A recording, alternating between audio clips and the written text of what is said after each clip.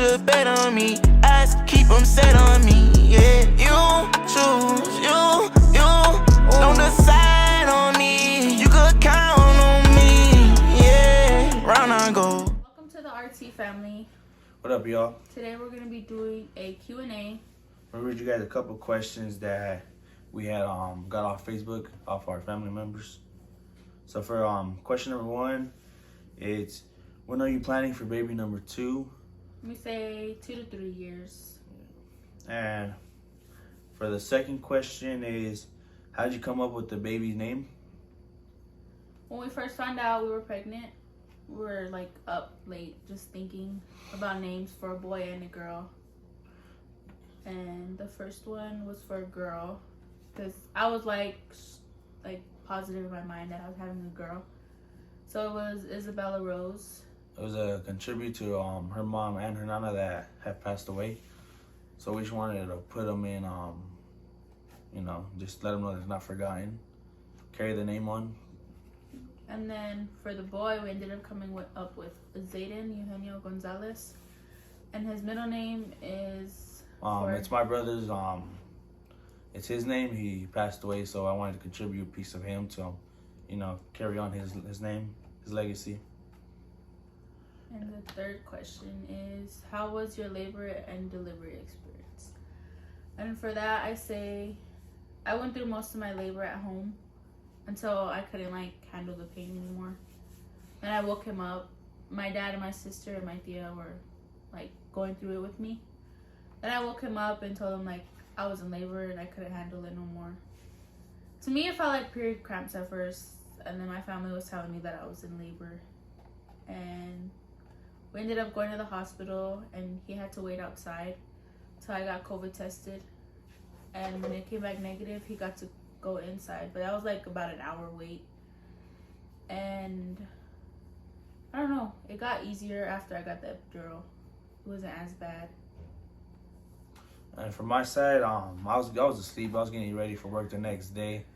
So she was in here with her family dealing with it alone, and then she let me know, and I right away got up. We already had all our bags packed, so we had them at the door already. So we were ready to go.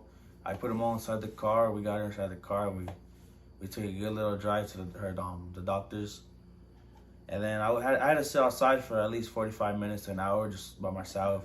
I wasn't allowed in. I just had her on FaceTime. Let her know I was there for her, and then watching me cry. Yeah, and then they let me come in. I carried all the bags in. I got the room set and everything ready to go. And then after that, I kind of just sat in the room just right there with her. We took a lot of family pictures so we could really capture the moment. I think it was easier having him than going through the contractions and everything. I'd say that was the worst part. Cause pushing him out and everything, that was easy for me. I didn't feel nothing. We couldn't have no family members in the room due to COVID or anything. So I was the only one allowed in there. So what we did is we just set up all of our phones like that in a group. FaceTime, and we all had them join in at once. We all put them on mute, and then so they were all there. They were all pretty much there for the experience of the baby being born. Yeah. The fourth question is, go ahead. What are Zay's favorite things? Zayden's nickname. Yeah.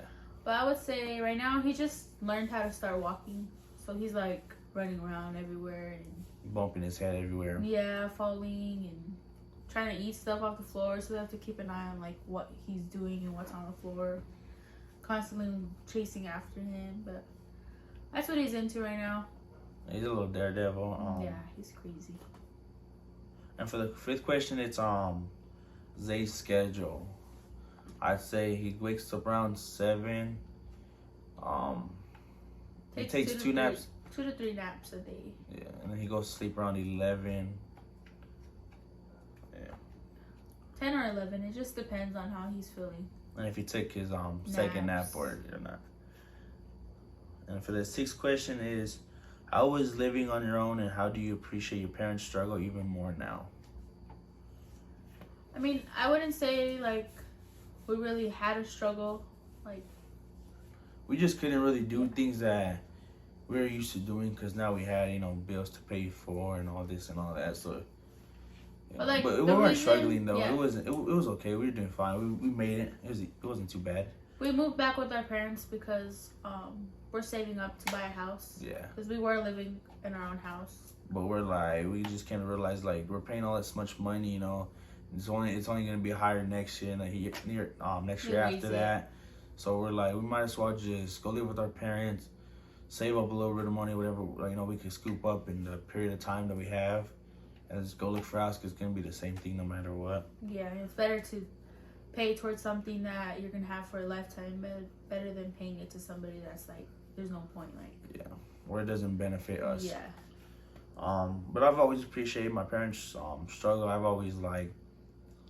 I've noticed that I had to grow up a little faster, taking in an extra family that we had taken in, because unfortunately my tia and tios, whatever, they passed away.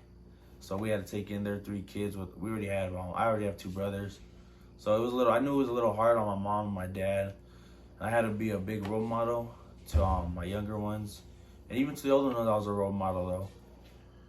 That's how I feel too. Like, with losing my mom, I had to grow up faster. Like, with waking my sisters up every day for school, making sure we got the bus. Like, we're living with my tia because there's a lot of things that happen. But I grew up fast. And I'm not saying it's really a bad thing. I don't regret it. Cause we are way mature now.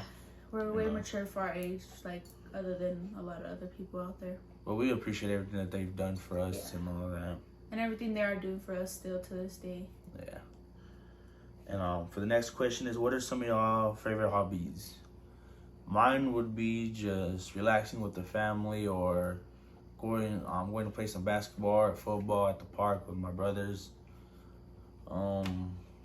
Really just walking the dog, actually, taking her to the dog park and just taking my son outside. Because I don't want him to be really an inside kid. I want him to go outside and enjoy what's out there and not be on his phone all the time. Mine would be, I don't know, just chilling at home. I like to go places. I like to shop. That's one of my problems. I like to spend money. But that's always been me, since I was little. And on to the next question is, what about yourself are you most proud of? I'd have to say graduating high school, because not a lot of my family members did that. So just knowing I stepped up to the plate and I made my parents proud. I became a better influence on my younger family members, my younger brothers. And I'd say, yeah. Mine would be the same, keeping my promise to my mom.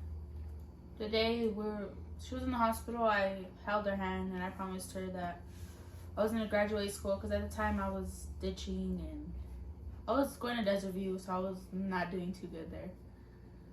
I ended up moving to academy school, and that helped me out a lot. I stayed more focused. I did my work. I had friends there that helped me out when I needed it. So I kept that promise. I graduated, and I'm proud of the mom I am, because, I don't know. It's just I had a good mom growing up, so it makes me proud that I can be the same for my son. So the next question is, what's your ideal vacation? Mine is Hawaii, get a house in the front, you can walk Ocean out. view. Yeah, ocean view, walk out straight to the beach. And just enjoy it out there, because I visited Hawaii already for my senior trip, and I fell in love with it. I don't see any ocean the same after seeing that ocean and feeling it. Mine would probably have to be the same, because I like the forest. I like the mountains. I like camping and all that. But it probably have to be Hawaii, because I just like being out there in nature, seeing different things, different type of food, different cultures, just things like that. And coming up on the next question, favorite childhood memory. I'd probably say mine would be when we were younger. I thought that my dad used to take us shooting. We'd go shoot at bottles and plates and stuff like that. So that was one of my favorite childhood memories right there. Mine was always just being with my cousins, and we'll go to 3 Points, and it's very peaceful out there. My nana had an acre out there, so So it's like, it's so bright out there, you just see the stars. We would just be chilling in the back of the truck, like just talking, venting to each other. That's like one of my best memories. And coming up on the next question, it's what routine made it easier for you being a first time mama, and what advice can you give other first time moms and dads? The advice I would give to new mommies is just basically you learn as you go. It's good to take like advice from other people, but sometimes when you're a first time mom, you don't like to hear that, like, oh, this is how I did it, or this is how you have to do it, like, because you're learning, like, you don't have to do what they did back, because it's different now, like, it's not the same, like, it's a new generation. Yeah, you do it as you go, like, once you become a mom, that mom instinct comes to you, like, right away, like you kind of just want to, like, raise it how you want to raise it, you know, you don't really want to be told how to raise your child or anything. Yeah, like, you kind of just want to learn and go, but you are going to need a few pointers here and there from other, you know, moms and everything. Yeah. And as for dad, how was it for you? For dad,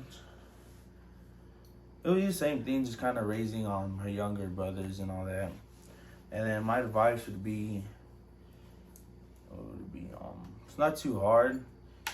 I mean, you love for them more than anything in the world. You kind of just, it kind of just becomes an instinct, like, you know, you just want to be real protective. Yeah.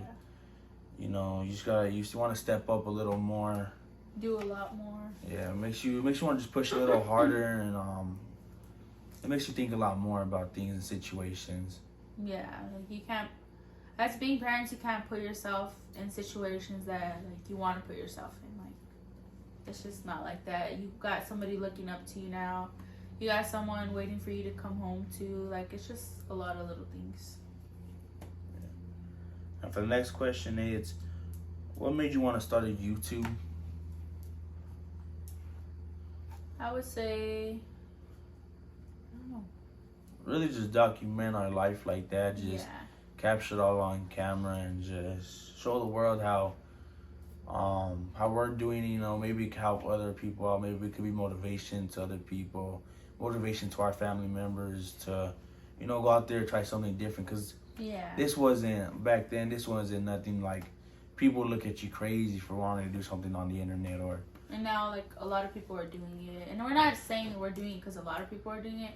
It's just something we wanted to do to get ourselves into. Yeah, we always just been kind of, like, nervous to start one. But, like, we're like, we might as well start it now. Yeah. You know, the time's only clicking. You might as well just start, try it out, you know. Hope for the best. Hopefully we get good out there. And coming up on one of the last questions is, how long have you guys been together? We've been together for almost 4 years, and we've known each other for About a really long time. About almost all of our life. Yeah. So at family functions, we'd see each other. We were never like, you know, close like this. Yeah. But our families knew each other. At functions, we'd see each other. You know, hey there, hi there, we'd talk. And that was pretty much it. A bully? No. That was his way of flirting, bullying me. No. Yes. Okay, what do you find most attractive about each other is the last question. Mine is how he, like, pushes me to, like, be better for myself, have more confidence in myself. He tells me, like, just be you. Don't worry about what other people think. And how he's always there for me, listens to me, hears me out, everything. And how he loves me. And what I find most attractive about her is she's beautiful, she's smart, she's a great mom, and she's independent. I like a girl that's really independent. You know, she doesn't need me to be there for me to know that she's gonna get everything on her own. She really steps up every time she needs to. She's always there for me. When I'm down on my lowest, she's there for me. That's pretty much it right there. He loves me. Yeah. Well, that's it. Go ahead. It's our first video, so give us time to adjust to recording. It's all new to us, but Go ahead, if you guys want to follow us on the journey, go ahead and hit that subscribe button. Go ahead, hit that like button for more Share. content. We'll be coming out with a lot more stuff. We're gonna try to be more consistent with everything. Be ready for them pranks. It takes time, you know. It's all new. It just takes time. That's all. Thank you Thank guys you for guys. watching.